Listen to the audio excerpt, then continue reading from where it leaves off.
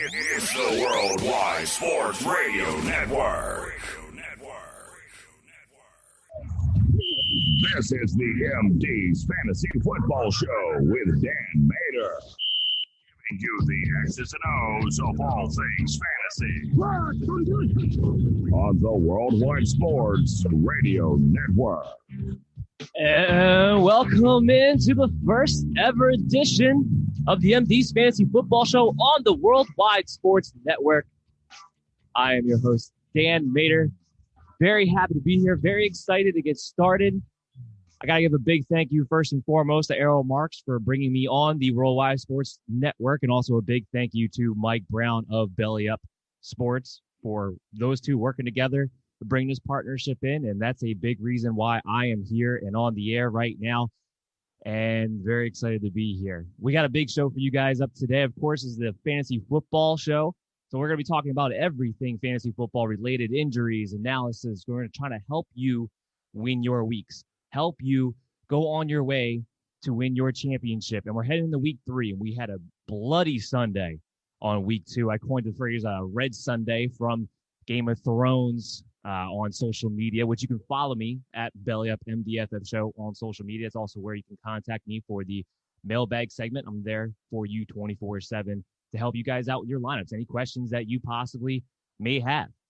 And that's a big thing of what we about this on the show. It's not just this show that we want to help you out. I want to be able to help you out anywhere you need me, any time of day. So that's what I'm all about here. So like I said, we're going to be going over the early week matchups. Thursday night football. We got the 1 o'clock hour, as I'm on the East Coast, is what you usually call it, but depending on what time zone you're in, the early window of games heading into week 3, heading in for Sunday. So we're going to talk about all that, the injury news, and where I have these guys ranked at, which you can always check out on bellyupfantasysports.com to be able to help you figure out what your values for your players that particular week ought to be. So let's go ahead and get started, because we have the Thursday night game. We got Miami, we got Jacksonville, and I know on paper this doesn't look like a great matchup, but for fantasy football purposes, there's a lot of implications in this matchup. We'll start off with the Dolphins side of the ball. Ryan Fitzpatrick's a stream-worthy quarterback this week. I got it coming in. I got him a QB 14, a little bit higher than I'll ever be on Ryan Fitzpatrick, but coming off the game that he just had against Buffalo, where he played a clean game. I think that was probably the most surprising aspect of Ryan Fitzpatrick's game on Sunday, was that he played a clean game. No interceptions against a really good defense. Over 300 yards, had 2 touchdowns. I don't see why he can't put up a similar performance against Jacksonville, who's not nearly as talented in the secondary, this particular week. Devontae Parker is back. He's healthy. He's good to go. Preston Williams is there. Isaiah Ford might miss this game. That is the one wide receiver. There's the one injury on the Dolphins side of the ball that looks to be he's not going to be able to play in this matchup. But that just means more targets for Preston Williams, more targets for Devontae Parker. It also means more targets for Mike Gesicki. And if you've never listened to the MD's Fantasy Football Show before, you'll know that I'm not a big fan. He is a gifted athlete. He has talent. But as far as being an actual football player, I have a lot of question marks. I have a lot of question marks when it comes to the blocking. I have a lot of question marks for a guy who has that much athletic ability, why he does not grade better in separation on routes, why he doesn't grade better on yards after the catch for a guy who's supposed to be a dominant athlete. So I have a hard time with Mike Gesicki, but having said all that, he comes in at tight end 10 for me this week because of the matchup. Like I said, no Isaiah Ford, extra targets going around for Mike Gesicki, extra targets for Devontae Parker, extra targets for Preston Williams, and a game that honestly should turn into a shootout. Myles Gaskin is going to lead the way for the running back position, and I'll talk about him real quick. I don't want to start Myles Gaskin. I don't want to start a Dolphins running back period right now with the 3-man carousel that they have going on and the fact that it's never going to be that involved in this Chan Gailey system. But he is the running back to own. He is the guy that if you, this past waiver wire, you picked him up, you stashed him, it's a good move because he had 7 targets last week. So he gives you the floor of he's involved in the passing game. Why he's more involved than Matt Breida, I do not know. Matt Breida is much more talented in almost every capacity of the game, but for whatever reason, Myles Gaskin's playing ahead of him. They split the carries, but Gaskin's the one who got the receptions last week. And I, unfortunately, don't think that's going to change in tonight's game.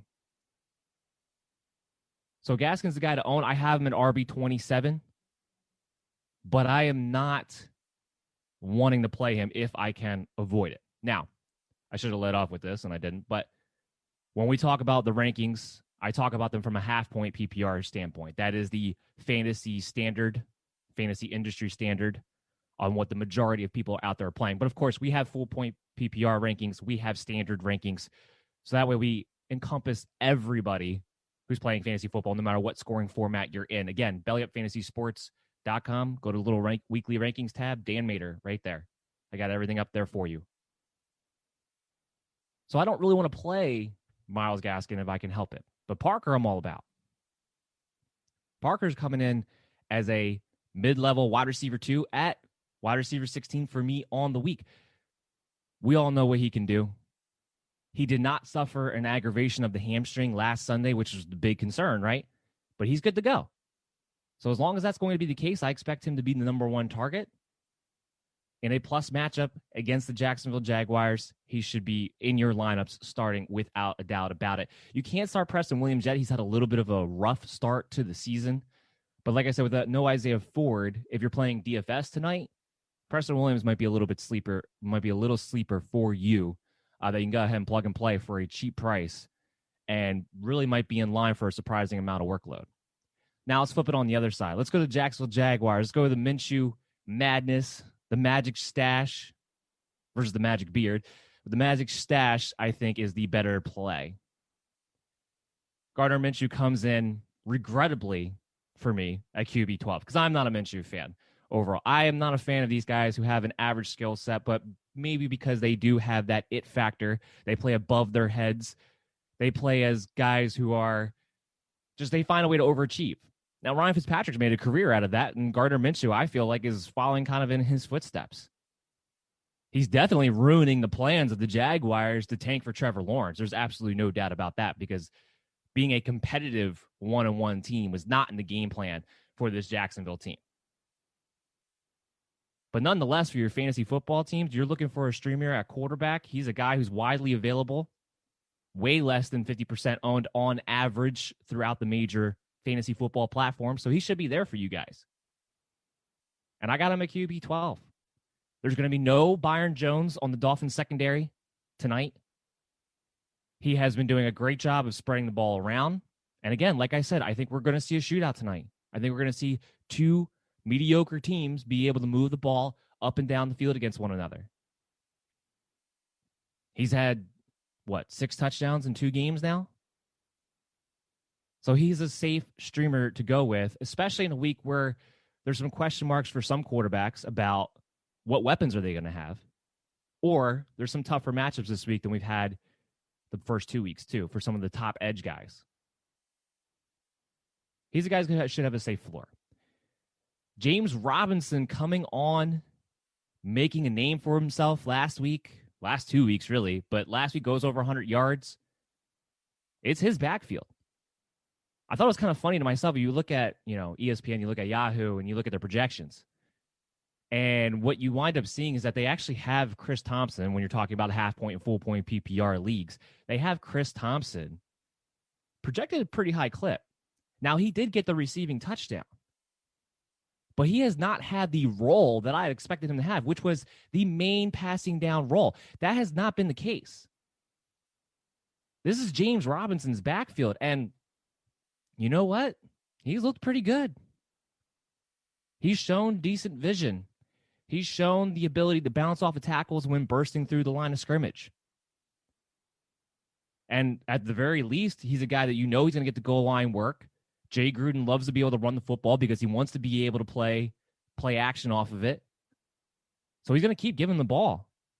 And when he has one guy to give the ball to, you're pretty much guaranteed 18, maybe possibly even 20 carries a game. James Robinson is well on his way to being the pickup of the year for fantasy football purposes, without a doubt. Everyone looks for that guy no one drafted, that guy that came out of nowhere. You picked him up and he wound up being a big reason why you won the championship. That is looking like it's going to be James Robinson this year. And I've had to recognize that, and I put him up to RB16 for this week. You're not worried about the Dolphins? He gets 18 carries against the Dolphins tonight. There's a very good chance he's getting over the century mark with a touchdown. Now, the wide receiver group of the Jaguars is where things get a little bit interesting for fantasy football purposes. DJ Chark is going to be a game-time decision. The last report on him, though, is that he is actually trending in the right direction, so that's the good news. You should have DJ Chark, and if you have him, he's a must-play. In fact, even with the limited amount of practice time this week, even with the injury, as long as he plays, I am putting him inside my top 10 this week. With no Byron Jones, Xavier Howard has not played up to snuff or up to his level that we're used to seeing him play at in years past. And I know DJ Chark has not been the one getting the targets lately. It's been Keelan Cole. But Chark, this is a game in which Chark goes off. This is a game in which he establishes himself as number one. First of all, he only needs one play to take it to the house and be the big winner on the fantasy week. We know Minshew likes to go to him. If this game gets close, if it gets high scoring towards the end, I expect DJ Chark to get a few more extra targets than he did the past couple of weeks. And remember last week, even though he only had 4 targets, he still had 4 catches for 84 yards. He still led the team in receiving yards, even off of a smaller workload, because that's the type of wide receiver that he is. What did we just see the Stephon Diggs do? Now, I'm not saying DJ Chark's going to go 8 catches for 156 yards in this game. But what I am saying that the century mark is something that very well should be within the range of outcomes along with a touchdown. I think this is the game that we see DJ Chark break out for the 2020 season, and that's why I have him as wide receiver 8 on the week. So I really like him. You got to play him in your lineups. Now, what do you do about, Keelan Cole? What do you do about Laviska Shenault, who are getting a lot more run, getting more used early on this season than even really I expected them to be? And my answer to that is, look, you have to stash Keelan Cole. If you're going into this week and you have, Devontae Adams or Julio Jones or Jamison Crowder, guys who may or may not play this week, A.J. Brown, and you have that extra bench spot because you have to send one of these guys to the IR, I don't necessarily want to play Cole in this match. I just don't trust it. I know the first 2 weeks he's caught a touchdown. I know he's playing the slot receiver role. I know he's seeing some good volume. It's Cole. Cole has burned fantasy owners so much in the past. It's hard to trust it. If you're desperate, it's a good matchup to play him. But here's what I will say. If he winds up having a good game today, which could be in the range of outcomes, then Keelan Cole is going to be somebody who's going to start entering that wide receiver 3 territory moving forward based on his role within this offense. Laviska Shenault is somebody that I don't need to roster yet. But he's another guy, he's getting more involved in different aspects of the game, right? They gave him, I believe it was 4 or 5 carries last week. They are getting him involved in the passing game. D.D. Westbrook continues to be a healthy and active. He's just not involved. So that means Shenault is going to continue to be the wide receiver 3 when it comes to snaps, because he's been playing ahead of Chris Conley when it comes to the snap count. So Laviska Shenault is somebody who's getting involved in different ways, and I like his big playability. As he develops as a receiver as this season goes on, he is somebody who might have some decent value for you come up those bye weeks. We're going to have more injuries. Hopefully it's not as bad as this past Red Sunday, but we're going to have more of that. So he's somebody I'm keeping my eye on, but he's not somebody that I need to own right now, especially not for this matchup. And then you're not playing Tyler Eifert in this game. It's nice to see him out there. I'm glad he's healthy. He's had a hell of a time in his NFL career, but I am not going to play Tyler Eifert really anytime I can, because there's a lot of streaming tight ends that you can turn to. You don't need a guy like Tyler Eifert, which is just a hope and a prayer that he falls into the end zone. So that pretty much wraps it up for the Thursday night game going into this one, the news and notes there. Let's take it off to our first Sunday matchup. Let's take it off to the Chicago Bears. Let's take it off to the Atlanta Falcons. We'll start on the Falcons side of the ball because Julio Jones did not practice yesterday. The comments out of Dan Quinn were not something to make you feel confident in moving forward. saying that he re-aggravated it, or at least aggravated the hamstring injury last week to some capacity. They're going to take it slow with him throughout the week, so he's probably not going to practice today either. If he's in a limited capacity, at least by Friday, you'll know he has a pretty good shot to play. But if he's not able to practice at all this week, I don't know if we see Julio Jones against the Chicago Bears. If he does play, you have to play him. He's still a top 5 wide receiver if he's out there on the field. And if you're like, well, what about last week where his box score would indicate to you that he was nothing more than a decoy? My response to that would be watch the game tape. I have Game Pass. I go back, I watch all these games so that way I can give you guys the best analysis of what actually happened in the game, and I'm not just basing all of my opinions, all of my analysis based on box scores for you, based on numbers. We take all of the variables here at the MD's Fantasy Football Show. We look at the numbers, but we also look at how the game flow is going, who's actually playing where, taking the actual context of the game. It's not just a game of numbers in fantasy football. Obviously, it's heavy on the numbers, but it's not just about the numbers. It's about being able to see what is not obvious in front of you. And what it's not obvious in front of you when it comes to Julio Jones is that had he caught that, I believe it was going to be a 45-yarder from Russell Gage, which was a beautiful pass, by the way. I didn't know Russell Gage could throw the ball like that. A beautiful trick play, a beautiful pass. Landed in both his hands. If he catches that ball, he has a much different stat line. People are feeling much differently about Julio Jones and what he can do on his hamstring. And that's just one play that he normally makes, hurt or not. Now, he was laboring that game. There's no question about that. And I don't like the fact that he re-aggravated it. And if it's bad enough, frankly, even as a fantasy owner who has Julio Jones in a number of leagues, I would rather see him sit this week and get healthy, especially when it comes to these soft tissue injuries. Because you don't want to keep having to go through this every single week where it's like, did you re-aggravate it or did you not allow it to heal because you weren't resting? But at the same time, it's really hard to win your fantasy matchups if you don't have Julio Jones available in your lineups either. So if he plays, you got to play him. And we'll keep you up to date on that. If you follow me on Twitter at BellyUpMDFF Show, I have player news notifications coming out on a 24/7 basis to keep you guys updated, to keep you guys in line with what's going on in the league so that way you don't make mistakes. You don't play guys you shouldn't, or you have the edge over your opponents to be able to make that waiver move for that player who is going to be replacing them before your opponents do. Now, if Julio Jones doesn't play, Russell Gage is not only a must pick up off the waiver wire, because I talked about him this past Tuesday in the waiver wire segment. He is still less than 50% owned on average. Not only is he a must pick up, but he's a must play. Even if Julio's in the game, I still have him coming in as wide receiver 30. This passing attack they're just going vertical. Dirk Cutter is making these guys stay vertical, stay down the field. And as long as that continues to be the case, the running backs, which we'll talk about Todd Gurley in a second, the running backs will not be as involved in the passing game as they normally were in Cutter's past.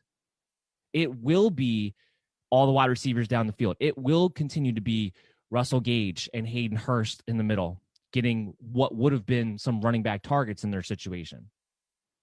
Calvin Ridley's Calvin Ridley. We know you're starting Calvin Ridley. He's my wide receiver 11 on the week, and frankly, that might even be too low. Matt Ryan, he's our QB 8, solid QB 1. He's definitely a guy that you want to go with because of the passing attack, because they're so vertical, because they're so aggressive. Chicago doesn't have a secondary that scares you. They do have a front four that's going to give Todd Gurley all kinds of problems, which we'll lead into that now. Now, Gurley is somebody, we have him as running back 23 in half-point PPR leagues. So we have him as an RB2. We have him as somebody who needs to be in your lineups because he can always get you a touchdown. He's getting the work at the goal line. This is an offense that scores a lot of points. Is it touchdown dependent? Yeah. If he doesn't score, he's going to look pretty? No. But it is somebody that you have to play. He's getting, he got 21 carries last week?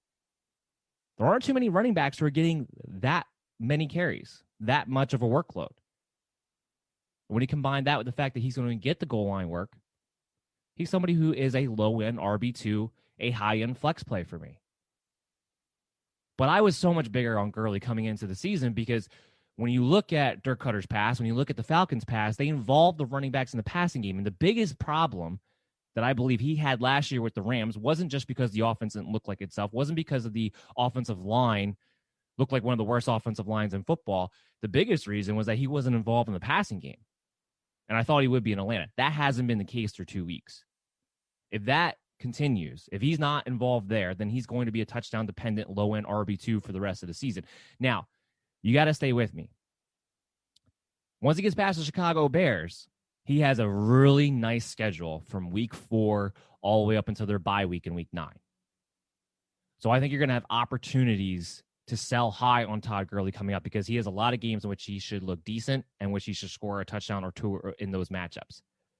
So if you have Todd Gurley, hold pat, play him for a couple of weeks, and maybe the week before his bye, maybe week 8, week 7, maybe you look to sell him off because he's going to have more value. This matchup, a little tougher. We'll see how healthy Hicks is. He did get a little bit banged up in last week's game. But if he's out there on the field, Chicago's not an easy team to run on for anybody, let alone an offensive line that's clearly still melding and a running back who's clearly plotting. But he needs to be in your lineups for now. Hayden Hurst, definitely always a top 10 tight end for us. It is a little annoying that he has to kind of go back and forth with Russell Gage as far as those targets go. But again, if there's no Julio Jones, he might get an uptick in that. And Chicago hasn't been great against the tight end so far. So Hayden Hurst, we're firing him up as a top 5 tight end this week. We like the prospects that he brings to the table. And he's Austin Hooper. If Austin Hooper didn't score a touchdown, were you always happy with his production with his fantasy line? No, not always. But he's a guy who's going to get more targets than your average tight end. Matt Ryan's going to start involving him in the red zone. Look, Calvin Ridley, he's got 4 touchdowns in 2 games, but most of it's been because he's been wide open. I don't know if I've ever seen a wide receiver, especially of his caliber, be not covered in the most important aspect of the field. That's what's been going on. So once that happens, once defenses wise up a little bit, then you're going to start to see Hurst get more involved in the end zone. I can't make any promises for Julio Jones. For whatever reason, when it gets to touchdown time, he's just allergic to the painted part of the field. I don't know what it is, but it's just how it's worked his entire career. It's maddening. It doesn't make any sense. But that pretty much, you just kind of have to accept that it is what it is at this point for Julio Jones when it comes to scoring. But Hayden Hurst is a top 5 guy. And if you're looking for kickers, Younghoe Koo, definitely number 1 kicker to go ahead and play for this week. Probably should go back and mention that. Jacksonville Jaguars, that was a late move on their part. Josh Lambo heads to the IR. He had some kind of hip injury. It's Brandon Wright who will be their kicker. So if you are somebody who had Josh Lambo, you need to go ahead and drop him. Not necessarily for Brandon Wright, but for whatever kicker is available on your waiver wire. That's probably the most kicker analysis you're ever going to get out of me for the MD's Fantasy Football Show. More and more leagues are playing without the kicker. It's not even becoming a thing. I still think it should be a thing in fantasy football. I like kickers. I like what they can do for your team. I do. I like kickers. I like guys who can kick you, get from 40 yards, 50 yards away, tack on 4 or 5 points cheaply. I like being able to have that little addition. Makes it interesting. Makes it a little more fair, a little more volatile. I like it. I like the kicker thing, but it's going away. It is going away because it's an unpredictable position, and most people in fantasy football do not like playing with unpredictable things, even though everything about fantasy football, because everything about the NFL is unpredictable, which is why I like kickers, because it's part of the game. Why are we taking things out going into fantasy football that are part of the game? Fantasy football is supposed to be a reflection of the NFL that we all know and love. Kickers are a part of that. So I don't know why we keep taking that away. That's just my kicker 2 cents. Next game up, Rams, Buffalo Bills. I mean, you're not playing Jared Goff. You're not going to stream him against this Buffalo Bills defense. I know Ryan Fitzpatrick had a decent game, but that game was weird all around. I mean, you had the lightning delay. A divisional opponent. I see the Bills playing much better in this game, especially in Buffalo, where the Rams have to travel from the West Coast to the East Coast. So I don't see this being a situation like last week where Ryan Fitzpatrick was able to do his thing. Now, I have been impressed with the Rams offense and Sean McVay and his play calling. He looks like he's back to where he was 2 years ago. The problem with the Rams offense, and especially for Jared Goff, is that it's clear that their offense is lacking that deep threat weapon, that they do not have Brandon Cooks, and they did not really replace his skill set and what it was that he brought to the table. So because of that, this is an offense that eventually teams are going to be able to figure out that they can squeeze and play up closer to the line of scrimmage. That's something I think Buffalo might do here. I'm not a big fan of Robert Woods is not a must start for me this week. In fact, if I can help it, I'm going to sit him. He's going to be the one who's going to be matched up on Tre'Davious White more times than not. Cooper Kupp's going to have the better matchup. Not a great matchup, but he's going to have the better matchup. And you have to figure it's only a matter of time before he gets involved in the red zone, right? Week 1 was a Robert Woods week. He got targeted. He had the jet sweep for a touchdown. Week 2, obviously, Tyler Higbee week. 3 touchdowns against the Philadelphia Eagles. That might be the biggest problem for Cooper Kupp moving forward. It's not Robert Woods, it's Tyler Higbee.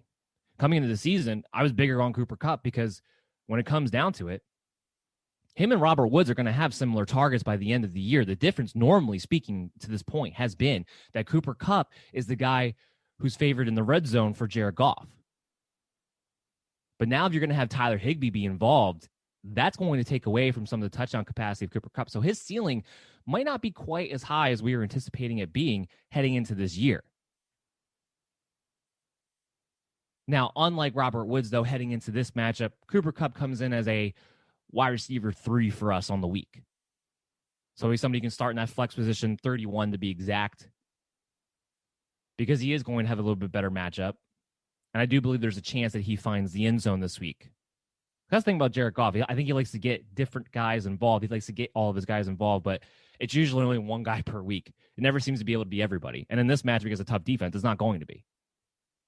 So I do like Cooper Kupp, but you need to temper your expectations. Instead of being the wide receiver 2 that you will normally expect him to be, he'll be more of a wide receiver 3. But Robert Woods, I'd sit him if you have the ability to do so. You may not, but if you have the ability to do so, I'm sitting Robert Woods this week.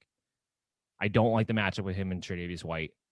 You saw what happened last week when he was matched up on Darius Slay for most of the game. They just didn't go his way. It might be very similar to part of the game plan this week. Higbee, I feel like you got to play Higbee after last week. I don't know how you bench a tight end who had 3 touchdowns. He comes in right at number 5 for us on the week. And especially after you watched the game that Mike Gesicki had last week against Buffalo, you have no reason to think that the tight end is not a position that can take advantage of this Buffalo defense at the moment, at the least. So Higbee's somebody that we got to play. Number 5 for the week. Good chance for a touchdown again. Might be the mismatch that the Rams need on the offensive side of the ball. Because the running game, at least for fantasy purposes, you're not playing anybody. If you have to play one, it's Malcolm Brown. Now, let me take you down on that one. I know last week, Darrell Henderson, he led the way in touches, and it seems like a lot of people who did not watch that game, only checked the box score, all of a sudden questioned, like, well, wait a minute, is Henderson now a big part of this? The answer to that is yes and no. And what I mean by that is he's part of the 3-man rotation that Sean McVay has talked about all season long, all off season long, that he was going to run. How many times did he say he wanted his backfield to reflect what Kyle Shanahan and the 49ers did as far as a committee and a hot hand approach? He stayed true to that. Cam Akers may not miss this game. Cam Akers is day to day. There's actually a pretty decent chance that he's going to be able to suit up and play on Sunday. So you might have all 3 backs actually healthy. Because remember, week 1, Darrell Henderson wasn't healthy. He was on the field, he was active, but he had not practiced that much leading up to that week because he was dealing with his own soft tissue injury. For Cam Akers, it's rib cartilage, but it sounds like he actually might play this week. So the only running back that I can even feasibly imagine playing was Malcolm Brown. And Malcolm Brown didn't get as many touches as Darrell Henderson last week because he dislocated his pinky, which they fixed. So he's good to go. He's already been practicing. He's fine. He's the guy that you can trust will have the goal line role. Darrell Henderson, Cam Akers, and even between the 20s, Malcolm Brown, who knows who's going to get the carries? Who knows who's going to be the guy who gets hot that day? But when they get in close, no matter what's going on in the game, as long as he's healthy and out there on the field, Malcolm Brown's the guy getting the carries at the goal line. So that's why he's the only one that I am comfortable playing if I have to play a Rams running back. I don't want to if I can help it. He does come in as RB26 for us this week. There's a pretty good chance he falls into the red zone against the Buffalo Bills. If I can avoid it, though, I will, because you're hoping your touchdown dependency. You're hoping for a touchdown. So just kind of keep that in mind when you're looking at this Rams backfield, because a lot of people want to put a lot of value on it. Now, let's flip it over. Let's go to the Bills side of the ball. Obviously, you're playing Josh Allen. He's the number one quarterback through 2 weeks. It's a decent Rams defense, but even if Josh Allen doesn't have big passing numbers, and he's not going to have 417 passing yards this game, put that out there right now. I don't think that should be a stretch for anybody's imagination. But we all know what he can do on the ground. We all know what he can do with his legs. And for fantasy football purposes, that's more valuable. We all know that really he's the goal line back. I mean, hell, he might even be the running back everywhere. Devin Singletary, Zach Moss, they are not two guys have gotten many carries over the past couple of weeks. And even the workload that they have gotten, they've been splitting with each other. So I don't want to play a Bills running back because the real running back is Josh Allen. He's the guy who's going to run in for a touchdown more likely than those two are. I mean, it's crazy. Buffalo Bills in a year have completely flipped what they do on offense. They're a pass-first team. After week 1, that was my big question. Is this something that's going to continue? Because he threw the ball over 40 times in a game in which they were up by multiple scores for the majority of that game. Was it going to continue? Now, against the Dolphins, it wound up being a back and forth. It wound up being a high-scoring game. But it was still never out of hand. They were still never trailing, and yet they still never really made an effort to commit to the run game, to commit to the running backs. This is a pass-first team now. Plain and simple. With Stephon Diggs and Josh Allen and John Brown and Cole Beasley and maybe Dawson Knox. He's a little bit banged up. He didn't practice yesterday. We're going to have to wait to see what happens with him throughout the week. This is, hands down, without a doubt, a pass-first team. And Josh Allen's played really well. Now, I still question his accuracy consistencies when they actually play competent defenses. This will be their first real test, frankly, when it comes to the defensive side of the ball. But if he's going to have all the volume, it's like throwing a bunch of darts at a dartboard. If you throw enough of them, one of them's going to hit the bullseye. And that's kind of how I look at it with Josh Allen. So he's going to be good. You got to play him as a QB1. Pretty much until further notice, frankly. Maybe the rest of the season. So as I talked about Devin Singletary and Zach Moss, again, if I can help it, I'm not playing them. Now, I am rostering them. I'm rostering Devin Singletary. I'm rostering Zach Moss because the fact that they are getting double-digit touches between rushing and receiving. And if one of them were to go down, the other one would instantly become an RB2 because now all of a sudden, even if they are a pass-first team, that said running back should be looking at 16-plus touches a game. So I'm not going to drop these guys. But there are also people that need to just stay on your bench. They're not guys you're going to be able to start. Plain and simple. I don't think anybody would disagree with that at this point. Obviously, you're playing Stephon Diggs. 8 catches, 156 yards. Absolutely, you're playing Stephon Diggs. If you can sell high on Stephon Diggs, I'm okay with that. That's probably was his best game of the year last week. I mean, there's not going to be too many games, if at all, the rest of this season that Josh Allen throws the ball 417 yards. And that might equate into Stephon Diggs just having his biggest game of the week this past Sunday as well. So if you can sell him high, maybe a Julio Jones owner is panicking a little bit. Maybe Devontae Adams owner doesn't know what his status is definitely going to be for Sunday, and that's the game we're going to talk about tomorrow. Maybe, you got a number of guys here who may be panicking on certain receivers.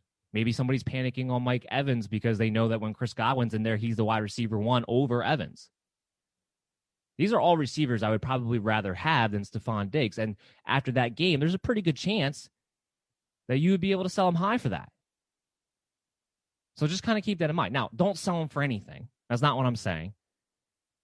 If you can get an upper echelon player, then you do it. You don't just go ahead and sell him off for any Joe Schmo that someone's willing to trade you. That's not what I'm saying at all. It's one of the biggest mistakes that I see fantasy football owners make on a consistent basis is that someone tells you, oh, you sell high on this guy, and they sell him for anything, And like, well, you told me to sell high on. I'm like, yeah, I didn't tell you to sell high on for Keelan Cole.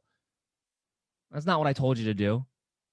So just kind of keep that in mind when you're looking at these trades. But if you can make a move to upgrade your team, or maybe if you have a lot of wide receivers and you need a running back, because after this week, we had a lot of running back injuries, and maybe you weren't one of the guys who were able to get a Mike Davis, a Jerick McKinnon, a Devonta Freeman, a Dion Lewis. Maybe you weren't able to get one of those guys and you need a running back. Well, then again, a mid-level high-end RB2 or higher is what I would aim for Stephon Diggs if you have strength at your wide receiver position. I'm not going to play John Brown this week if I can help it. I know he had that big game, but think about it. In that huge game that Josh Allen had, John Brown really wasn't involved. In fact, if he hadn't gotten that bomb touchdown at the end of the game, well, then John Brown would have been somebody that we've been super disappointed on. It was really came on one play on the last drive of that game is really where he made his fantasy statement. Now that does mean 2 weeks in a row he's been good. But it's going to be a little bit more hit and miss because he's not going to get the volume that Stephon Diggs is getting. Now, if they continue to throw the ball, hovering around that 40 pass attempt mark, there should be enough volume from him more times than not. But again, this is a pretty decent Rams secondary heading into this matchup. So if I have better options, I'm going to go better options because he's really more of a low-end wide receiver 3, high-end wide receiver 4 with big play potential, but not something that I want to play if I can at all help it. So what we're going to do right now is that we're going to go to a quick break. When we come back on the other side, we got the Washington-Cleveland game. A few more games that we're going to talk about, more injuries, more fantasy analysis. At the end of the show, we're going to have a mailbag segment for you guys, so make sure you stay tuned to all that, and we'll see you right after this 3-minute break for you. It's the Worldwide Sports Radio Network. You're listening to the MD's Fantasy Football Show on the Worldwide Sports Radio Network. On the other side here, so we got Washington, we got Cleveland. We got more fantasy analysis for you. Again, 1 o'clock games. We're staying in the early window. Washington, guess what? There's one player that I'm playing this week, and that's Terry McLaurin. And that probably should go without saying. The fact that Terry McLaurin would definitely be in your lineups. He had a big game last week, 7 catches, 125 yards, a touchdown. He is the target. He is the weapon. He is what Washington needs to be able to go to in order to move the football on a consistent basis, especially down the field. He's the only big play threat. I mean, besides him, Logan Thomas has been the guy who's been more consistently involved as far as target share goes, but he's a journeyman tight end. He's not a guy who's always going to be able to bring you value. He's a guy who's very touchdown dependent. And this isn't a great matchup against Cleveland for him. And there's a lot of really good streaming options at tight end this week. I mean, Logan Thomas is somebody who comes all the way down at tight end 22 for us. So I'm looking elsewhere. Now, why is Antonio Gibson not a must play? You can play him if you need to. Again, you're going to find yourselves in situations where you may not have better options. Antonio Gibson's going to be one of those guys where you may not have a better option, especially if you're the Christian McCaffrey owner, Saquon Barkley owner. Those are all possibilities. He's somebody who falls into a category of a not must start for me at RB25, more of a flex play. And the reason for that is Cleveland's actually been pretty good against the run game. Look at Baltimore week 1. As much as Cleveland was manhandled by the Ravens, nobody in that backfield really went off. Even Lamar Jackson. Now, as a team, they had a good collective yardage total as a team because you had Lamar go for 40 yards. You had Ingram go for, I believe it was close to 40 yards. Dobbins had 22. So as a team, it wasn't bad, but no one individual really had a good game. And remember, that was the game where Mark Ingram, actually, I take that back. Mark Ingram had 29 yards in week 1. Nobody in that game had an efficient day. Both J.K. Dobbins and Mark Ingram were under or at 3 yards a carry. And then look at Joe Mixon. Now, Joe Mixon had a little bit of a better game, a little bit more efficient than either one of those did, but he didn't have a big game against them either. And he had a lot of volume. He was also limited. He was also held in check. I think there's a chance here that this Browns defense might wind up being one of the top 10 run defenses in the NFL this season. That defensive line is playing really well. They're winning the point of attack. And last week, Antonio Gibson was the guy. Peyton Barber, after week 1, he wasn't a thing in week 2. He only had 1 carry. And he should be the guy moving forward. I mean, this Washington team is building for the future. They're not playing for this year, even though they're 1-1 at the time. So I expect to see Gibson get involved more and more as we move forward. The big thing with Gibson is him being involved in the passing game. So that's where he still becomes a flex play, depending on what other options you have. Because as that ramps up, and I expect it to ramp up even more this week than last week, he's going to have a nice little floor for you, especially when you're talking about half-point, full-point PPR leagues. So I like it for those purposes. As far as his upside, though, I don't think he's going to have an efficient rushing day. So that's why we kind of have him a little further down this week. That's why Terry McLaurin is my only must start when we're talking about Washington. Now, on the Cleveland side of the ball, obviously, Chubb, Hunt. I know Washington's been pretty decent against the run in their own right as far as efficiency numbers go. I mean, Kenny Drake had a solid game, but it took him 22 carries to get to 80 yards. But this Cleveland team is built differently. Their running attack is built differently, and their team is built around the running attack. So you're going to see Nick Chubb, you're going to see Kareem Hunt be more involved than the running attack for Arizona was, especially, I mean, in the first half. The Arizona, they ran out the clock in the second half. They played their 4-minute offense pretty much the entire time. So that's why I saw Drake's volume start to really tick up in that second half. But in the first half, it was all Kyler Murray. Well, as we discovered against Cincinnati, Cleveland, in order for them to win games, has to be all about Nick Chubb and Kareem Hunt. And it doesn't really matter who they're playing. Cincinnati is even a less talented team, arguably speaking, than Washington, or at least on the same level, on the same mediocre level. Even in that kind of a matchup, they are still going to go with the rushing attack as their big weapon. So Chubb, Hunt, must plays. OBJ, that's where things get a little bit more interesting. I told everybody last week, sell high. This offense isn't built around Baker Mayfield. It's not built for Baker Mayfield. It's not built for the passing attack. OBJ is a matchup dependent low-end wide receiver 2, high-end wide receiver 3. He still has the big play ability. He still just needs that one play to go to the right spot at the right time for him to be able to convert. I still truly believe that. I don't think the talent has left him. But he's not going to get the consistent volume that you need. And then even to a lesser degree, Jarvis Landry, who has been probably one of the most dependable fantasy wide receivers over the past few years because this guy always finds a way to produce. Was it big? Was it flashy? No, it never was. But he always found a way to get you wide receiver 2 numbers. There's not enough volume. And if their main attack in the passing game when they do throw the ball is make sure we get OBJ the ball, first and foremost, well, Jarvis Landry becomes somebody who can be on your team, can be on your bench, but he's going to be game script dependent. So he's definitely not a must-play for us because I don't see why Washington's going to be able to put the pressure on Cleveland in this game to force them to have to throw the ball more than they want to. So this isn't going to be a matchup in which should game script for more targets for Jarvis Landry or even more targets for OBJ. I mean, OBJ comes in as wide receiver 29 for us for the week. Squarely a wide receiver 3. It's not a bad matchup. I mean, Washington's secondary doesn't scare you, but the volume of Cleveland does. And it probably should go without saying that that also means that we're not playing Baker Mayfield. He's not a streaming option for us and probably never will be at any point this season. So we're going to move on. Thankfully, though, I will say that's one of the few games that doesn't really have much injury news, and especially coming out from last week. That's kind of a plus to see, especially from a fantasy perspective. But we move on here. We go to Tennessee. We go to Minnesota. Let's start off with the Minnesota Vikings side of the ball.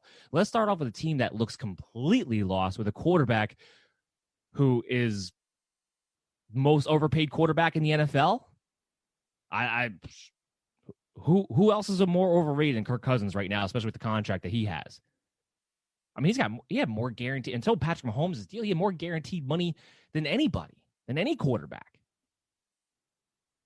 Absolutely ridiculous. And he played horrendous against a not very good Colts defense. A Colts defense that lost Malik Hooker early in that game. So from a fantasy perspective, Adam Thielen might get left out to be drowned. And he was one of my guys coming into the season who was a fantasy bust for me. He was in my top 5 fantasy bust wide receivers because I was worried, kind of like Cleveland, I was worried about the volume of this offense. Remember last year, they only threw the ball 463 times. That's not a lot of volume. And even though Thielen was hurt last year, you just look at Stephon Diggs. How frustrating was it to watch Stephon Diggs from a fantasy perspective be as inconsistent as he was when he had to stretch about 4 or 5 games with no Adam Thielen? Because that's how low the passing volume was. Now, so far through 2 weeks, it hasn't been because of the rushing attack, which is what the case was last year why the passing volume is so low. It's because Minnesota never has the ball. Through 2 weeks, they've been completely dominated in a time of possession, which is also killing Dalvin Cook's touches. Now, the good thing for Dalvin Cook owners is that he's so good, he finds a way to get in the end zone anyway. And that's why he's an RB1. He had 14 touches in week 1. He had 14 carries in week 1, 12 carries in week 2, and he still finds a way to put up top 10 performances. That's just how good he is. And better days are ahead as far as the carries go. I do believe Minnesota will eventually get this figured out. They have a good coaching staff. Mike Zimmer, Gary Kubiak, these guys know what they're doing. They're going to make adjustments. Kirk Cousins is streaky. We know this. He'll have games where he looks like he doesn't belong in the NFL, and then he'll go on a stretch where he catches fire and he's playing amongst one of the top guys. And I don't know. I don't think this is going to be any different. The one thing I will say is that Minnesota has to involve another wide receiver outside of Adam Thielen. Somebody else has to get featured. Somebody else has to be a hot read to make the game easier on Kirk Cousins. And it doesn't necessarily need to be Justin Jefferson, even though it should be because they spent the first-round pick on him. But that could just be as simple as, let's run some more screens to Dalvin Cook. Let's make some easy plays to our playmakers in open field. I think that, amongst everything, has been the most shocking to me. This is a team that was built on the screen game and play action off their run game last year. They haven't run any screens yet to Dalvin. And once they start doing that, on top of the fact that Dalvin's going to get more than 12 and 14 carries moving forward in most games, well, Dalvin will be right up there with Kamara and Zeke for competing for that RB1 spot. Now, there's no Christian McCaffrey, no Saquon Barkley. So I think better days are ahead for Cook. I think Adam Thielen is somebody who's going to be game script. And what I mean by game script, I don't mean in a game in which Minnesota has to come back from behind or they're having a high-scoring contest, because that defense is not going to be the same defense that it has been for the past years. They have lost too many guys to offseason. They lost too many guys to injury already. Anthony Barr, now the latest victim. We don't know when he's coming back. So they're going to have games where they're going to be in shootout situations. But even then, it's more about game script as far as, are you going to have the football at least half the time? That's what the game script has become for them. That's what needs to go for Adam Thielen. They need to have the actual football. That hasn't happened. I don't know if it happens this week. What's the one thing Tennessee wants to do? They want to run the ball. Derrick Henry, his efficiency woes. If you have Derrick Henry and you've been worried because you had 31 carries week 1 and 25 carries in week 2, and you've been getting less than 4 yards a carry, guess what? Pony up. You're getting 5 yards a carry this game. Minnesota doesn't have anybody to stop the run. They have nothing in that front seven now. Their best bet is bringing Smith down into the box. Henry's going to have a huge game this week. I know a lot of people who picked up Henry in DFS, who own him in redraft leagues, were really disappointed last week against the Jacksonville Jaguars when he didn't have a huge game, a team he historically will torch. I think all that production you were hoping for last week, you're going to get it this week. I'm just double-checking it right now, but I have Derrick Henry in the top 10. I have him actually at number 8. I'm looking at that now. That might be too low. He probably belongs in the top 5. Now, there are a lot of good running backs with good matchups, and that's why he falls at 8 for me, but it's not going to surprise me if this guy finishes in top 5. Ryan Tannehill is a must-stream quarterback, more so than Gardner Minshew. So if you were listening earlier and you were like, oh, I'll pick up Gardner Minshew. No. If Ryan Tannehill's still out there, which there's actually quite more leagues than I thought there was going to be, because I believe the number was about 42% owned, meaning he's 58% available on average throughout the major platforms. We have him as QB7 this week. You saw it last week. Even without A.J. Brown, this offense is just tailor-made for Ryan Tannehill. He can just play within himself. He doesn't have to do too much to throw multiple touchdowns. It's a great matchup against Minnesota. They're probably not going to have A.J. Brown this week. Comments he made yesterday really kind of suggest that he wants to, verbatim, he said he wants to take it slow, but it kind of suggests that it might be a few more weeks before we see A.J. Brown again. It doesn't matter. You have Jonnu Smith. Corey Davis is all of a sudden the thing. Jonnu Smith comes in a top 5 tight end for us. Corey Davis, I'm so hesitant to tell people to trust him. We've seen this before. Now, right now, if there's no A.J. Brown, he has a guaranteed target work share that kind of goes his way. And if he keeps having these plus matchups, he's somebody who at least is a wide receiver 4 who can be considered in your flex. I don't love it because we've seen Corey Davis disappear in the past. But for this particular matchup, no A.J. Brown. Corey Davis and Adam Humphries are going to get the majority of the targets when it comes to the wide receiver position. Now, I'm not playing Adam Humphries unless I'm in a full-point PPR league and I'm in a deeper league and I'm desperate. But Corey Davis is somebody who probably needs to be considered in your flex this week in half-point, full-point PPR leagues, especially against Minnesota. So we'll move on. We got the Patriots. We got the Patriots. We got the Raiders. Raiders coming off that Monday night victory, that surprise victory against the Saints, showing up big. I love Josh Jacobs in this game. He's one of the reasons why Derrick Henry came in at number 8, because we have Josh Jacobs in number 5. Big game against the Saints, which have a much better run defense than the Patriots do right now with no Donta Hightower.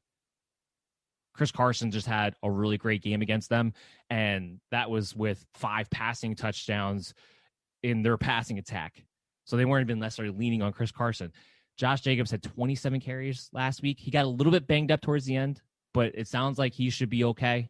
So fire up Josh Jacobs with all the confidence in the world. He's going to be an RB1. The question, I think, becomes, can you start Henry Ruggs? My answer to that from a fantasy perspective is no. Henry Ruggs is still making a bigger impact on the field from an NFL standpoint, but he's not quite at the point where he's making a big impact from a fantasy standpoint. And in this matchup, he's going to see Stephon Gilmore a fair share of times. I know that DK Metcalf and Tyler Lockett both just had really good games, but they're both better wide receivers than Henry Ruggs is right now. And I can guarantee you Stephon Gilmore and that secondary and company took that to heart last week because they're not used to giving up big plays like that. So outside of Darren Waller, I don't think there's a pass catcher on the Raiders that I can really trust this week. Now, when it comes to Darren Waller, he's a top 10 tight end. You're starting him every single week. It doesn't really matter who he's playing. But again, with the Patriots not having Patrick Chung, with them not having Hightower, they're a team that's susceptible to the tight end right now, especially if you're a team that utilizes it. So I expect Darren Waller to have a really strong game. I have him at tight end 7 this week. Do not play Derek Carr. I know he had a big game against the Saints, and everyone's like, oh, Derek Carr enters streaming territory? No, absolutely not. This is still a guy who's captain check down. That's still what he wants to be. And in a matchup in which I don't think Henry Ruggs is going to break free as often, or at least it's not as probable to do so, I'm not taking my shot on Derek Carr going for 300 yards this game. It's not going to happen. So on the Patriots side of the ball, it's pretty simplified. It's a great matchup.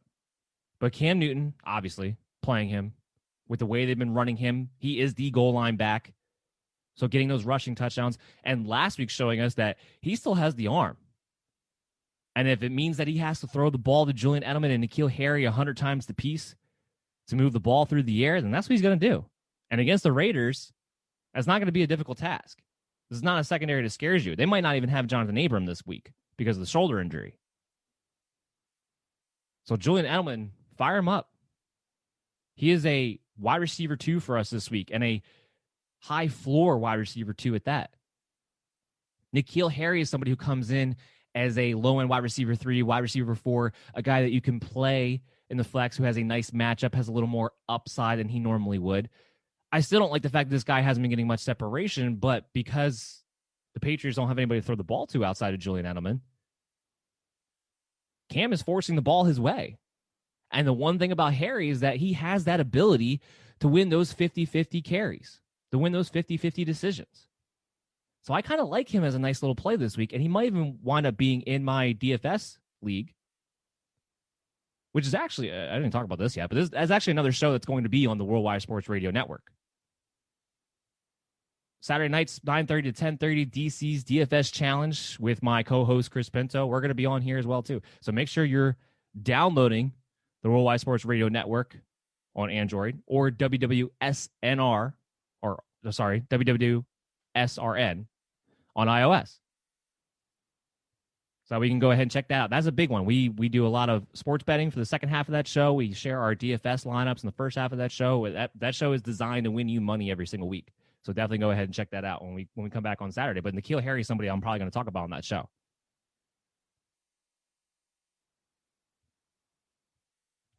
We're going to go over San Francisco 49ers. We're going to go over the New York Giants. The JV game of the week. Probably not going to have Jimmy Garoppolo. Probably not going to have George Kittle because of the condition of MetLife Stadium. How's an NFL stadium at this day and age, especially one that spent billions of dollars to build, have such poor quality on the field that a team is actually going to elect to bench their superstar player in a game in which they need to have him out there because of the conditions of the field? How pathetic is that? It's ridiculous. Never heard anything like it. So we're probably not going to see George Kittle this week. We're not going to see Raheem Mostert. We're not going to see Tevin Coleman. It's going to be Nick Mullins, Jerick McKinnon, Jeff Wilson, and Brandon Ayuk making his second start as a rookie. And, of course, the new ageless wonder, step aside Frank Gore, the new ageless wonder, Jordan Reed at the tight end position with the 2 touchdowns that he was able to bring in. It's absolutely nuts. Absolutely nuts. You can play Jordan Reed as a streamer. He's going to probably be the number 1 target again.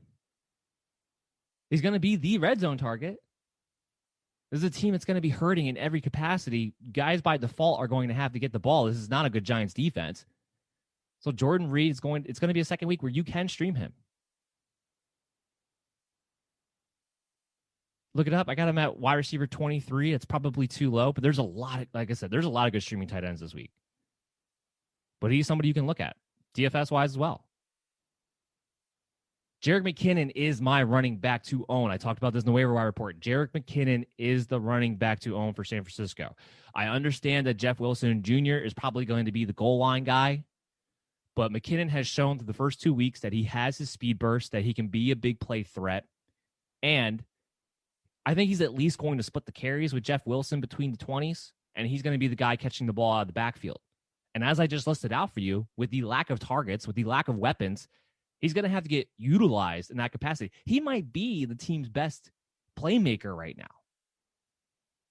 And it's a matchup against the Giants in which that can be had.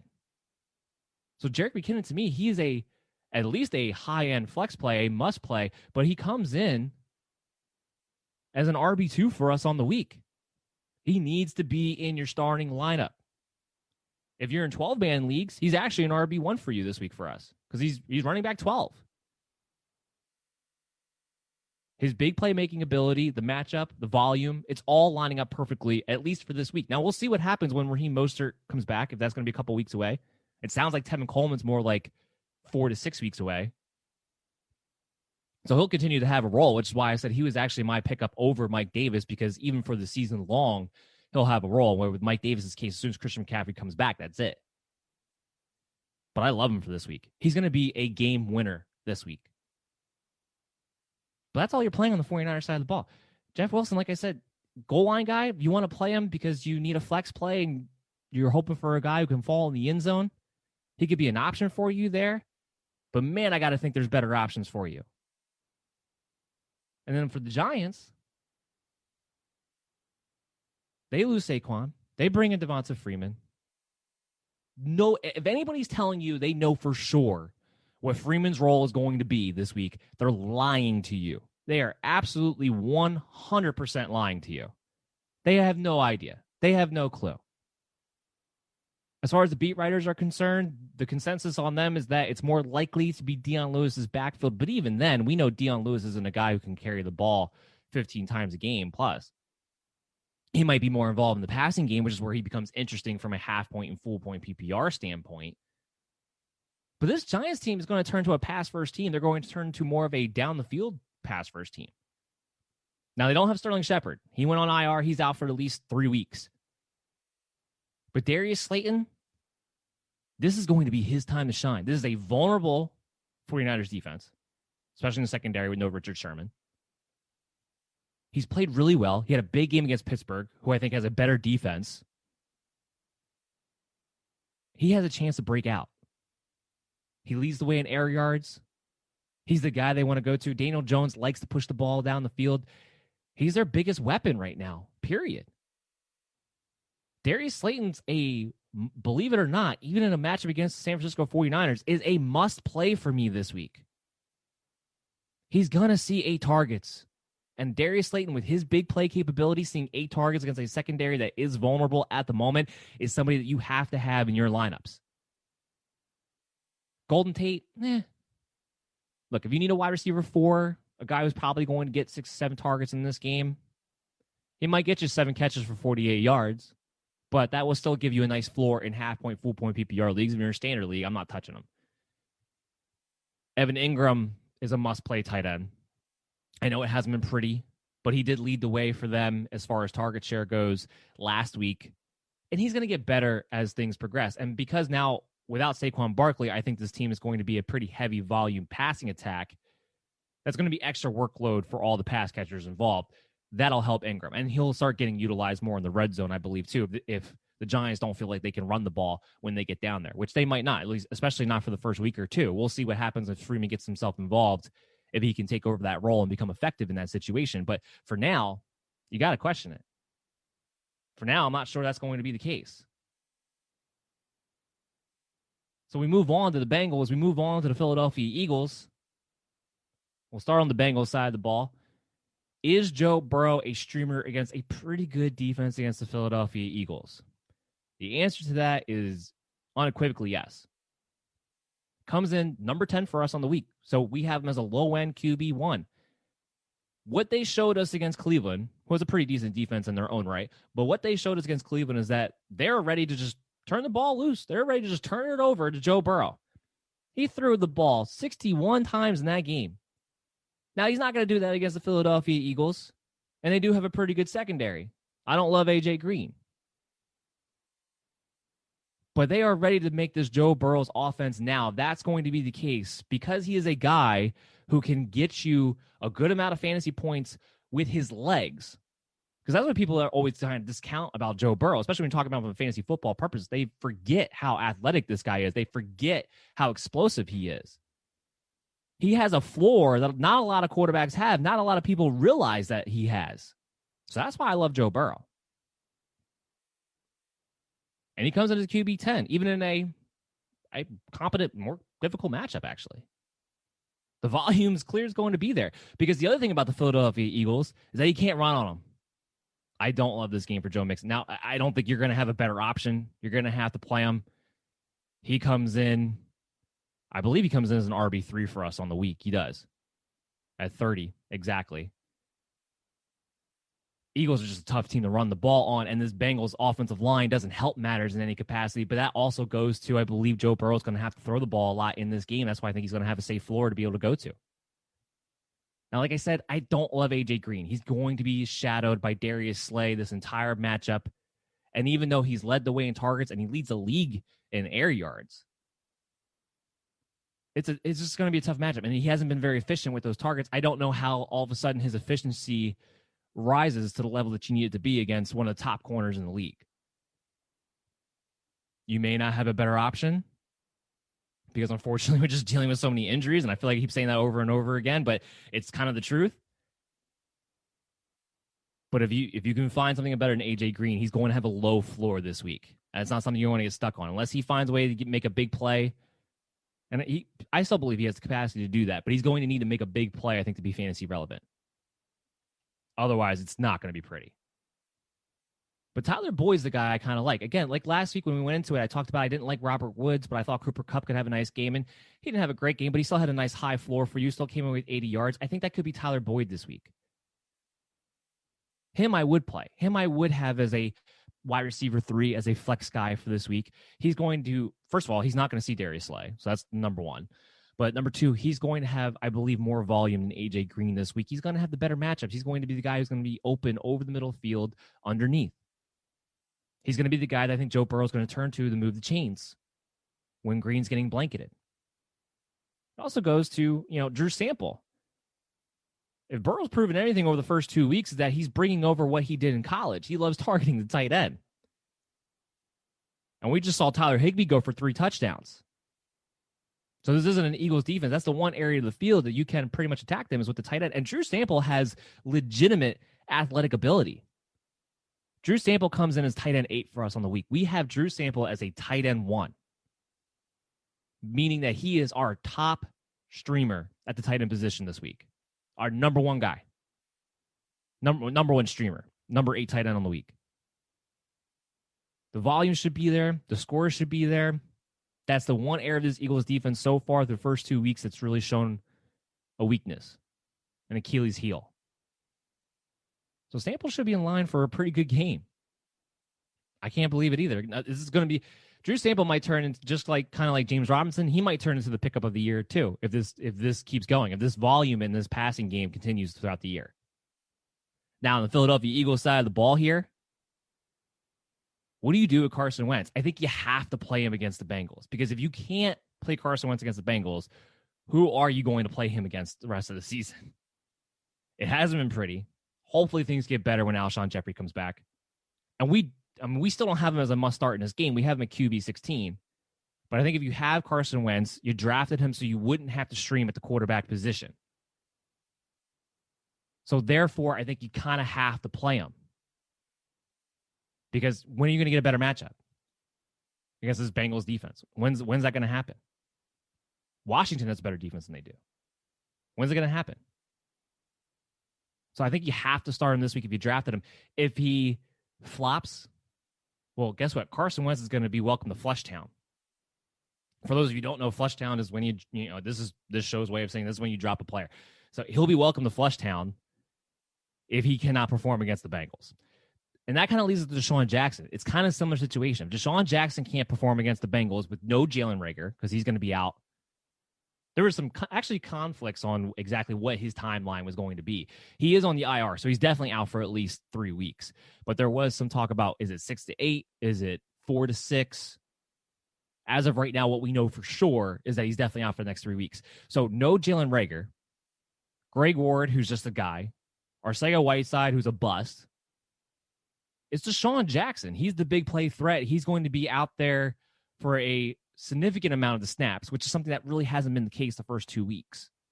He still looks explosive to me. I don't think Deshaun Jackson's lost a step from what I could see on tape. So I don't see why he wouldn't get involved. So I do like Deshaun Jackson as a wide receiver 3 play this week. You can go ahead and fire him up in your lineups. Play Zach Ertz, play Dallas Goedert. Goddard will continue to be a must-play at the tight end position for me until Alshon Jeffrey comes back, and then we'll have to reevaluate. Because then we're going to have Jeffrey, who's more of a target, who's more of a red zone target, going to get more involved. Dallas Goedert may not see as many opportunities when Jeffrey comes back. I talked about this before. I think he might wind up being kind of the odd man out in that scenario. We'll see what happens. But until that happens, you can play Ertz and you can play Dallas Goedert as tight end ones, just out of pure necessity. I skipped over Miles Sanders because obviously in this matchup with the workload that he got last week, he's obviously 100% healthy coming off the hamstring. He is an RB1 heading into this week. He's our RB6 actually on the week. So Miles Sanders, no brainer, fire him up. We're going to move on for our last game of this show. Then we're going to take a quick break. We'll come back on the other side for a quick mailbag segment. But our last game for this show, the last early window game, is the Houston Texans, is the Pittsburgh Steelers. Watson is not a must-play. Now, here is the thing about Deshaun Watson that you owners out there need to keep in mind, because I know a lot of people are panicking on him after the start that he's had to this season, and a lot of people might be selling him low. Do not hold tight. If you have to go stream a quarterback, if you have to go pick up a Ryan Tannehill or a Gardner Minshew, do what you got to do. You got to pick up a Joe Burrow. Do what you got to do. I don't love him this week. He comes in my QB 18 for this week. This Pittsburgh defense is going to have a field day against that Houston offensive line. But stay pat, because after this week, Houston has a great schedule. Great schedule. And remember last year, Deshaun Watson started off slow. He still finished as the QB4 on the year by the end of the season because they picked it up as they went along. I know they don't have DeAndre Hopkins, but Will Fuller is healthy. He practiced today. He's good to go. So that hamstring issue that he was dealing with last Sunday is not expected to be a factor in this Sunday. So he's going to have Will Fuller, hopefully, moving forward, and he's going to have Brandon Cooks, who got more involved in the offense last week, coming off the calf injury where he was pretty limited in that Kansas City game in week 1. He got more involved last week. As that continues to go with the matchups they have moving forward, I love Deshaun Watson as a QB1 moving forward. So if he's somebody that you can buy low on, which should be very possible at the moment, I would do it. I would do it in a heartbeat because he's about to blow up. It's not going to happen this week, but it's going to happen starting week 4. So that also, is anybody somebody I want to play? No. Do I want to play Will Fuller in this game? Not unless I have to. Do I want to play Brandon Cooks in this game? Again, not unless I have to. Jordan Atkins is a low-end streaming option. I think you have a lot of other options you can go to the tight end position. David Johnson is the only player from the Houston Texans who I feel like you kind of have to wind up playing. And again, I don't love it. Again, I don't have him ranked very high. But Duke Johnson's still limited. We still don't know if he's going to be able to play this week. And David Johnson, from a physical standpoint, has been fine. He doesn't look like the David Johnson from 2-3 years ago, but he does look like the David Johnson who can do what he needs to do in the meantime to stay out on the field and be able to get the job done. And it's not a good matchup against Pittsburgh, but if he's going to get the receptions, if he's going to get the carries, and I think he's going to get more receptions this week because I think Deshaun Watson's going to be forced into dumping the ball down and forced to getting the ball out of his hands a little bit quicker against the Steelers defense. I don't know how you have a better option than David Johnson right now. It's a low-end RB2, and it ain't going to be pretty. He comes as RB22 for us on the week. But volume-wise, situation-wise, I don't think you have a better option. I think you have to play David Johnson, but he's the only Houston Texan that I feel like I have to play this particular week. On the Steelers side of the ball, this is James Conner's backfield. That was proven last week. It was coming in, it was like, oh, was it going to be a split between Conner and Snell? Well, if there was going to be the split, it got negated the second Benny Snell fumbled. And then it was all over. It was all James Conner's backfield after that. And he looked healthy. I think that's the most, if you were a James Conner owner and you were nervous because he already had an ankle injury after that week 1, he looked completely healthy to me in week 2. He didn't look hindered by anything at all. And while he made it look pretty easy, that's actually not a bad run defense up there in Denver that he just had a really good showing against. This is a great matchup against Houston.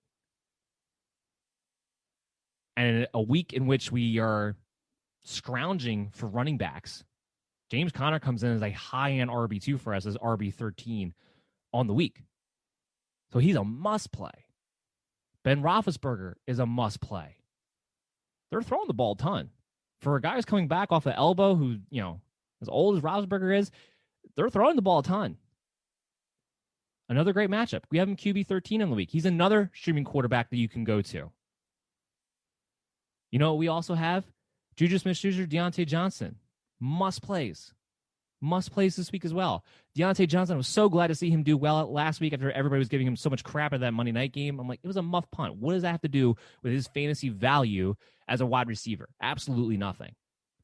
And he had a huge week against Denver. The only player I'm not playing when the Steelers comes is Eric Ebron at the tight end position. He's just not a part of the offense.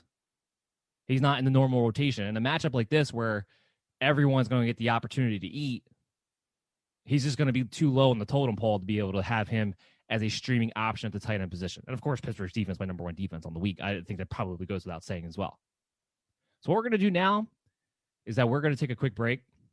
We're going to come back on the other side. We're going to finish up the show with the mailbag segment, and I'll tell you how to be able to get on the mailbag segment for future episodes right after this. It's the Worldwide Sports Radio Network.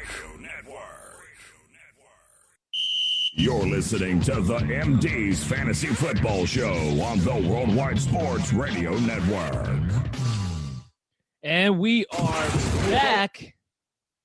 So we're going to go into the mailbag segment. Before we do that, though, I want to let you guys know that today's episode is brought to you by Manscaped. If you want the best performance for your nether regions, Manscaped is the place for you. They have all the ball care you could ever need, like high-quality trimmers for unwanted hair or a ball toner that will leave you smelling fresh all day long. So go to manscaped.com and use the promo code BELLYUPFANTASY for 20% off of your purchase. Your balls will thank you. And we're back here on the Worldwide Sports Radio Network, WWWSRN, for my very first show here. And we're going to get better. We're going to get more excited. We're going to get a lot more entertaining.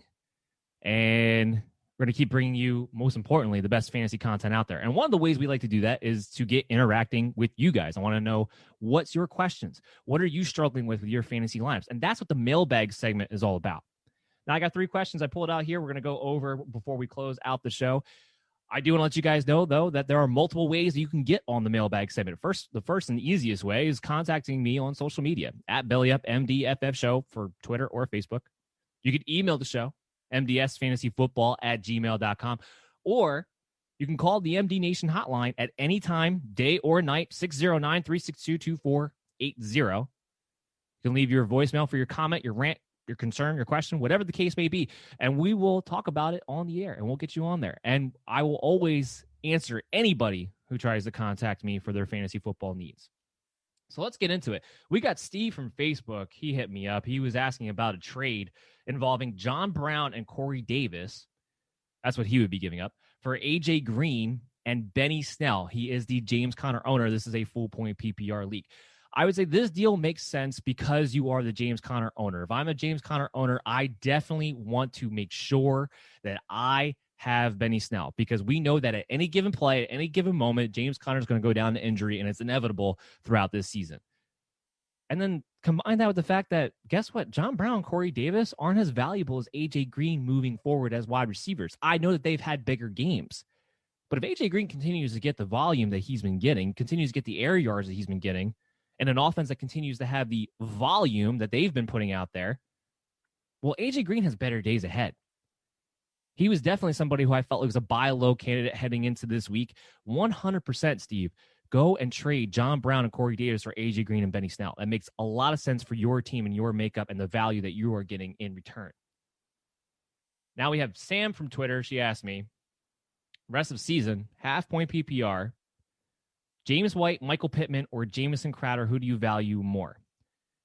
The answer, hands down, would be Jamison Crowder. Now, he's probably not going to play again this week. I think Adam Gase came out earlier today and said that he is really doubtful that Jamison Crowder will be able to go. But for the rest of the season, we're talking about here with this question in a half-point PPR league, the Jets have shown they don't have anybody to move the ball with. Chris Herndon is not a thing. And we're going to talk about that game tomorrow.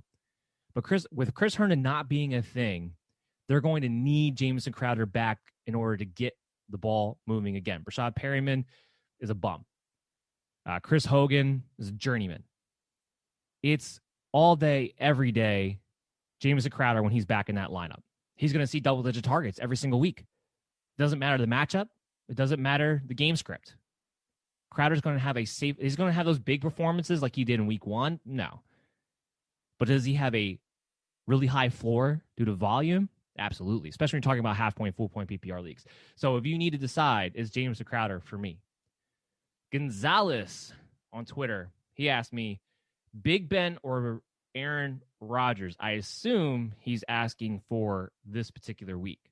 Now, again, the Packers game is a game that we're going to go over in tomorrow's show, because tomorrow we're going to be going over the later window of games for week 3. That'll be, the 4 o'clock games on the East Coast, Sunday night, and the Monday night game. So that'll be involved in that.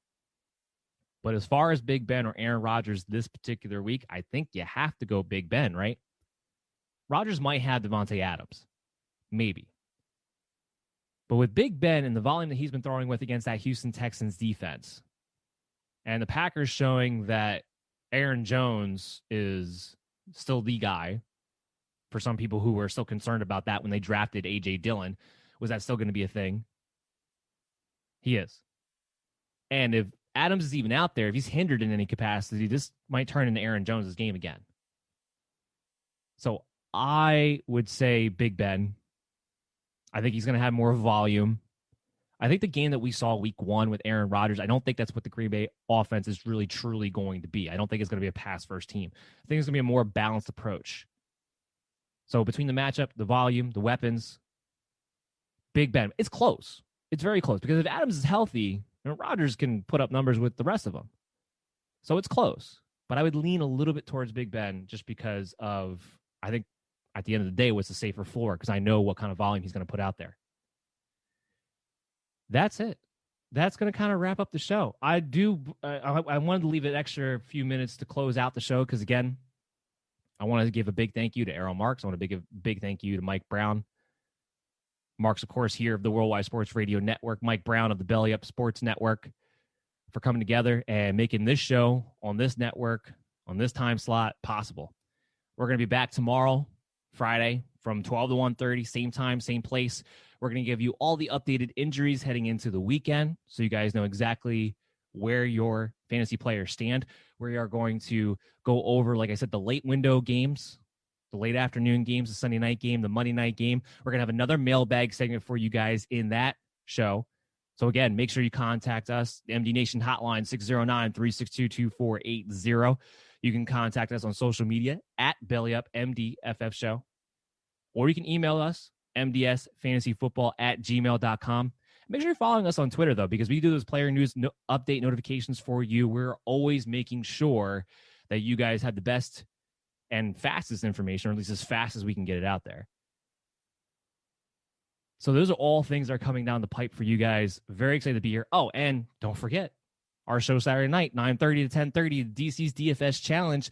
We're going to win you some money. We're going to talk about our DraftKings lineups. We're going to talk about our FanDuel lineups. We're going to talk about our favorite bets to make for week 3 on Sunday. We have a special guest, Chaz Flaherty from Sports Betting Weekly, who's going to come on and give us some of his pro tips, the way he likes to bet, and some things that he's looking at that are maybe more than just the line. So all of that is coming really soon to you guys, and I'm just very excited to be here and moving forward. So everybody take care, stay healthy, enjoy tonight's game, and we'll be talking to you tomorrow at 12 o'clock on the Worldwide Sports Radio Network. Ranger Station, Ranger speaking. Hi, I'd like to report a bear hug. Uh-huh, okay. Well, we were building a bonfire, and I saw some, dry brush and leaves around, so, I said to move the bonfire somewhere else, and out of nowhere, Smokey Bear shows up and hugs me. So you noticed some wildfire hazards and moved your bonfire to a safer location. Yeah. Yeah, that's Smokey, all right. He likes it when people help prevent wildfires. It hits him close to home. Not everybody gets the hug, my friend. So that's pretty special to get a hug from Smokey Bear. So it was him. Hey, guys, I told you it was Smokey. Okay, well, congratulations, my friend. And thanks for calling. There are many ways to prevent a wildfire. Learn how you can do your part at SmokeyBear.com. Only you can prevent wildfires. Sponsored by the U.S. Forest Service, Ad Council, and your state forester. Hope you enjoyed your meal. And I just want to say, he's lucky to have a